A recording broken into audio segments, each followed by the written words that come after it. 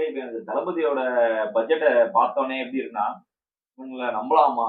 இவங்கள நம்பவும் முடியல, நம்பாம இருக்கவும் முடியல. கேட்டா நாங்க நல்லவன்னு சொல்றானுங்க அப்படின்ற மாரியே தான் இருக்கு எனக்கு. ஏன்னா வந்து அவ்ளோ கமிஷன்லாம் எல்லா கான்ட்ராக்டர் எடுப்பாங்க, அதிகாரிகள் எடுப்பாங்க, எல்லாருமே எடுப்பாங்க. அந்த மாரிலாம் எல்லாம் கமிஷன்லாம் போக சேர்த்து தான் வந்து பட்ஜெட்டே போடுவானுங்க எப்பயுமே. பட் இந்த வாட்டி அந்த பட்ஜெட்ட விட அதிகமா பட்ஜெட் வச்சிருக்காங்க.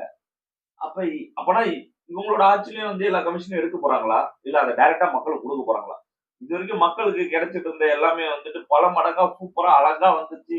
அதாவது பிரைட்டா இருக்கு அப்டின்னா, பளபளன்னு இருக்கு அப்டின்னா, இவங்க வந்து ஃபுல்லா குடுக்குறாங்கன்னு அர்த்தம். எந்த ஒரு பிரைபும் இல்லாம. அது உங்களுக்கு ரொம்பலாம் டைம் எடுக்காது. 4,00,000 கோடின்னா ஒரு குவார்ட்டருக்கு 1,00,000 கோடின்னு 4 குவார்ட்டருக்கு சேர்த்து தான் வந்துட்டு 4 குவார்ட்டர்லயே சேர்த்து தான் வந்துட்டு 4,00,000 கோடிய வந்து பட்ஜெட்டா அனௌன்ஸ் பண்ணியிருக்காங்க. ஸோ வர 3 மாசத்துல வந்து நம்மளுக்கு தெரிஞ்சிரும். இந்த ஆட்சி நல்ல ஆட்சியா? இல்ல இவங்களுமே வந்துட்டு எல்லாரும் கூடயும் சேர்ந்த ஆட்சி தானான்னு பார்க்கலாம். இவங்க உண்மையிலேயே வாஷிங் மிஷின் ஆட்சியா இருக்காங்களா? இல்லன்னா வந்துட்டு சும்மா உண்மையிலேயே டுபாகூர் ஆட்சியான்றது காலப்போக்குல தான் தெரியும். நான் வந்து இப்போ வரைக்கும் டிவிகேக்கு சப்போர்ட் பண்றேன். ஆ இது ஒரு நல்லது நடக்கும்ன்ட்டு. பட் வந்து இவங்க இப்படியே ஆனா கண்டிப்பா வந்துட்டு 1 வருஷம் நான் அமைதியா இவங்களுக்கெல்லாம் சப்போர்ட் பண்ணுவேன். ஒரு 1 வருஷத்துல உண்மையிலேயே வந்துட்டு ஆட்சி மாற்றம் இல்ல, கரெக்ட்டா பண்ணல அப்படின்னா நான் வந்துட்டு கண்டிப்பா அகைன்ஸ்டா வீடியோ போட ஆரம்பிச்சுருவேன். ஏன்னா நான் என்ன எனக்கு எனக்கு என்ன தேவை? நல்ல ஆட்சி தேவை அவ்வளவுதான். நல்ல ஆட்சிய நோக்கி நான் போறேன் அவ்வளவுதான். பார்க்கலாம். உங்களோட ஆட்சி எப்படி இருக்கு. ஆனா நான் வந்துட்டு பொய்யாலாம் எதுவுமே போட மாட்டேன். நான் நியூட்ரலா தான் போடுவேன். நியாயமா தான் போடுவேன். கரெக்ட்டா தான் பேசுவேன். அதுக்குன்னு வந்துட்டு ஒரு எம்எல்ஏ மினிஸ்டர் வந்துட்டு எதுவுமே எடுக்கவே முடியாம யாருமே எதுவும் இதே இல்லாம இருக்காங்க அப்படிலாம் சொல்ல மாட்டேன். நியாயமா தான் பார்ப்பேன். ஏன்னா எனக்கும் எல்லாமே தெரியும் எனக்கு. ஒரு எம்எல்ஏ இருக்கவங்கள சுத்தி எப்பயுமே 10, 20 பேர் இருப்பாங்க. ஒரு மினிஸ்டர் சுத்தி எப்பயும் ஒரு 30 பேர் இருப்பாங்க. முதலமைச்சர சுத்தி ஒரு 50 பேர் இருப்பாங்க.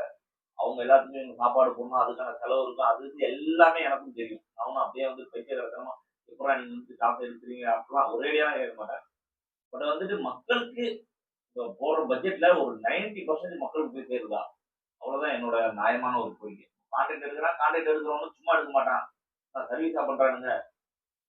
பட் நியாயமா இருக்கணும். அவ்வளவுதான் என்ன பொறுத்தவரைக்கும். மனசாட்சிக்கு நியாயமா. நீங்க சாப்பிடுறதுக்கான காசு எடுத்துட்டு, மீதி காச வந்துட்டு மக்களுக்கு குடுத்துருங்க. அத பத்தியும் நான் வந்து ஒரு வீடியோ போடுறேன்.